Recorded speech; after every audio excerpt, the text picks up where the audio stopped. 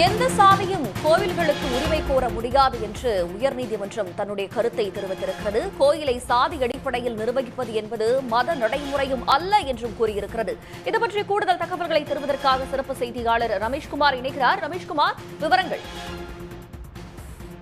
நாமக்கல்ல ஒரே நிர்வாகத்தின் கீழே இயங்கி வந்த அந்த மாரியம்மன், அங்காளம்மன் மற்றும் பொன்காளியம்மன் கோவிலிலிருந்து பொன்காளியம்மன் கோவிலை மட்டும் தனியாக பிரிக்க வேண்டும் என்றுதான் சென்னை உயர்நீதிமன்றத்தில் கணேசன் என்பவர் ஒரு வழக்கு ஒன்றை தொடர்ந்திருந்தாரு. அந்த வழக்குல என்ன தெரிவித்திருந்தார் என்றால், பொன்காளியம்மன் கோவில் தங்கள் சாதியை சேர்ந்தவர்கள் நிர்வகிக்கிறார்கள் என்றும் மற்ற கோவில்கள் வேறு சாதியை சேர்ந்த நிர்வகிக்கிறார்கள் என்றும் அவர் தெரிவித்திருந்தார். இந்த வழக்கை விசாரித்த நீதிபதி பரத சக்கரவர்த்தி சாதியை நிலைநிறுத்தும் வகையில தாக்கல் செய்யப்பட்டுள்ள இந்த வழக்கில் ஏற்றுக்கொள்ள முடியாது என்று கூறி மனுவை தள்ளுபடி செய்து உத்தரவிட்டிருக்கிறார். மேலும் தனதுடைய உத்தரவுல கோவில் என்பது அனைவருக்கும் பொதுவானது, அனைத்து பக்தர்களும் கோவிலை நிர்வகிக்கலாம், வழிபடலாம் என அந்த கருத்தை தெரிவித்திருக்கிறார். சாதி என்பது மத பிரிவு அல்ல, சாதி பாகுபாட்டுல நம்பிக்கை கொண்டவர்கள் மத பிரிவு என்ற போர்வையில வெறுப்பை வெளிப்படுத்துகிறார்கள் என்றும், பிரிவினைக்கான மைதானமாக கோவிலை பயன்படுத்துகிறார்கள் என்றும் நீதிபதி தனது வேதனையை உத்தரவில் குறிப்பிட்டிருக்கிறார்.